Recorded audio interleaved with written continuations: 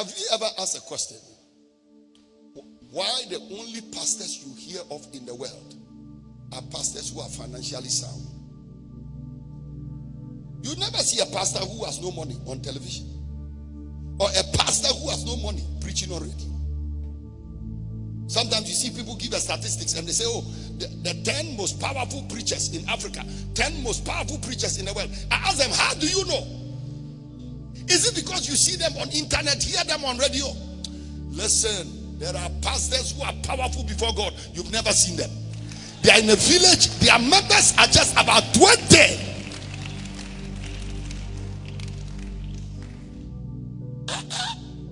I used to know a man called Kizzy Hayford. Many people have never heard of that guy. The man was not a pastor, but the anointing he carried.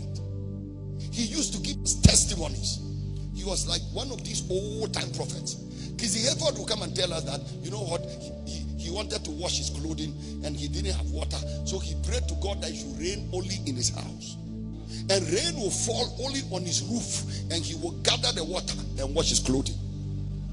That was how powerful Kizzy Hayford was. Yet nobody ever heard of him. I want to tell you, there are prophets you've never heard of, pastors you've never heard of, ministers you've never seen.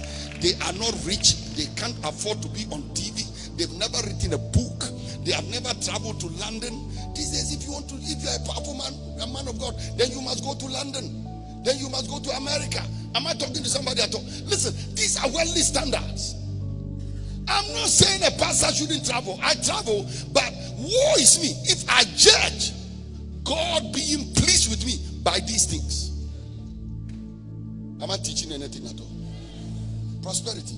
But you know what? The kind of pastors you respect are pastors who are prosperous. Oh, that's a very powerful man of God. Oh, that man is a very powerful man of God. He has everything. God has really blessed him. Lands, houses, cars. So they said, we want a king like the kings of the nations, because the kings of the nations are prosperous. They have the gold, they have the silver, they have the diamonds, they have a kingdom. So today, if God calls you into the ministry, one thing you'll be looking for is money. But listen, money does not make you a man of God. Money doesn't make you a woman of God. Money doesn't make you an anointed person of God. I pray that you will get to the place where when you are talking about prosperity, you are talking about your holiness, you are talking about your righteousness, you are talking about your closeness with God, you are talking about the fact that you will enter heaven. For what shall it profit a man if he shall gain the whole world and lose his soul?